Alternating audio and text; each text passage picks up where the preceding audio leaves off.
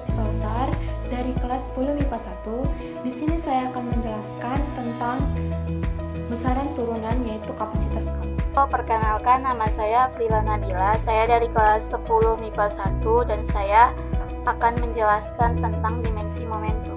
Halo, nama saya Zahra Afiza. Saya dari kelas 10 MIPA 1 dan saya akan menjelaskan sedikit tentang momen inersia. Halo, nama saya Endika Nazia Afrisya dari 10 MIPA 1 kelompok akurasi. Di sini saya akan menjelaskan tentang muatan fisika. Halo, perkenalkan nama saya Frans Yakob Sitorus. Saya dari kelas 10 MIPA 1. Di sini saya akan menjelaskan sedikit tentang salah satu bagian dari besaran turunan, yaitu gaya. Kami dari kelompok akurasi. Dari kelompok akurasi. Kami dari kelompok akurasi. Kami dari kelompok akurasi. Penasaran dengan video pembelajaran kami? Oke, check this out. Oke, jadi di sini saya akan menjelaskan salah satu bagian dari besaran turunan yaitu gaya. Dalam ilmu fisika, gaya adalah interaksi apapun yang dapat menyebabkan sebuah benda bermassa mengalami perubahan gerak baik dalam bentuk arah maupun konstruksi geometris. Gaya memiliki satuan yaitu Newton. Dalam notasi satuan, gaya dilambangkan dengan huruf F besar. Untuk dimensi dari gaya itu sendiri, kita hanya tinggal memasukkan rumus dari gaya, yaitu massa dikali percepatan, di mana massa dilambangkan dengan huruf M kecil dan percepatan dilambangkan dengan huruf A kecil.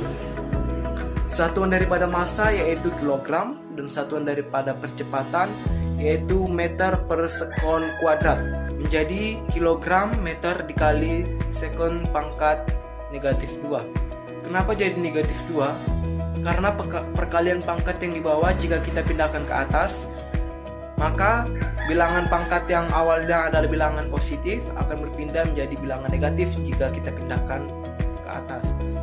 Satuan dimensi daripada kilogram adalah M besar, dimensi dari meter adalah L besar, dan dimensi dari second adalah T besar ditambah dengan minus 2. Jadi dimensi daripada gaya itu sendiri adalah MLT pangkat negatif 2. Oke, terima kasih.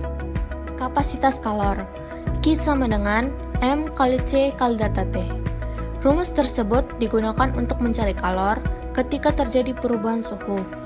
Di sini kalor dihitung dengan mengalihkan massa Z atau M, kalor jenis Z atau C, dan perubahan suhu atau delta T. Q sama dengan M kali L. Rumus tersebut digunakan untuk mencari kalor ketika terjadi perubahan wujud.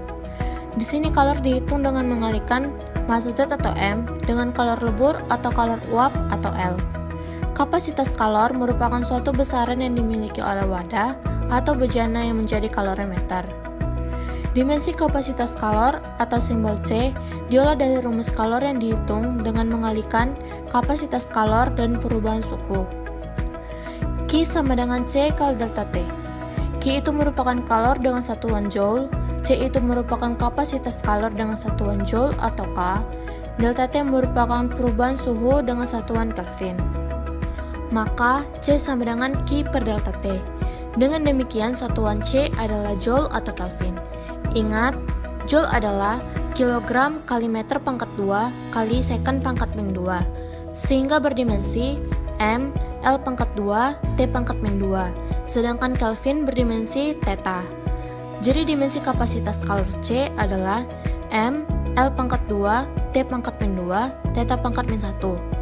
Dari pengerjaan tersebut, diperoleh dimensi kapasitas kalor adalah M, L pangkat 2, T pangkat min 2, dan theta pangkat min 1. Dimensi momentum.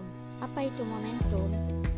Momentum merupakan istilah fisika yang mengacu pada kuantitas gerak dan massa yang dimiliki suatu objek. Definisi momentum diartikan sebagai besaran yang dihasilkan dari perkalian antara besaran skalar massa benda dengan besaran vektor kecepatan geraknya. Rumus dari momentum ialah P sama dengan M dikali dengan V, di mana P ialah momentum, M adalah massa, dan V adalah kecepatan. Lalu, bagaimana cara mencari dimensinya? Pertama, kita masukkan dulu rumus dari momentum, yaitu M dikali dengan V. Kemudian, kita masukkan satuan dari rumusnya, di mana M satuannya adalah kilogram dan V satuannya M/S. Setelah itu, kita tinggal memasukkan dimensinya, di mana kilogram akan mendapatkan dimensi M besar, meter akan mendapatkan dimensi L besar, dan sekon akan mendapatkan dimensi T besar. Kenapa ada -1 pada T tersebut? Dikarenakan itu seperti 1/S, maka apabila diubah ke perpangkatan, S tersebut akan menghasilkan pangkat -1 sehingga T pangkat -1. Momen inersia. Momen inersia adalah ukuran kelembaban suatu benda untuk berotasi terhadap porosnya. Momen inersia dilambangkan dengan huruf I besar. Rumus momen inersianya dinyatakan sebagai berikut. I sama dengan M kali R kuadrat, yaitu M sama dengan massa benda yang satuannya kilogram dan R sama dengan jarak benda terhadap sumbu putar satuannya M. Dimensi momen inersia yang pertama kita masukkan dulu rumusnya, yaitu I sama dengan M dikali R pangkat 2. M satuannya kilogram dan R pangkat 2 satuannya meter pangkat 2.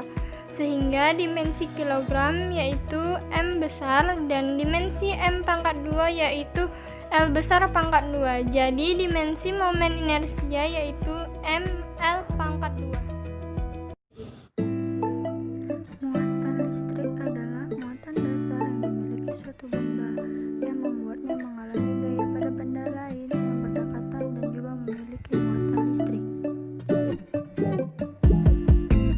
Muatan listrik I sama dengan delta Q atau delta T, dengan I sama dengan arus listrik atau ampere, Q sama dengan muatan listrik atau coulomb, dan T waktu atau sekon.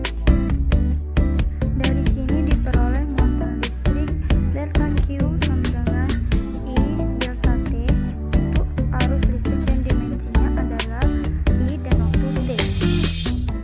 Sehingga dimensi muatan listrik adalah I dan T.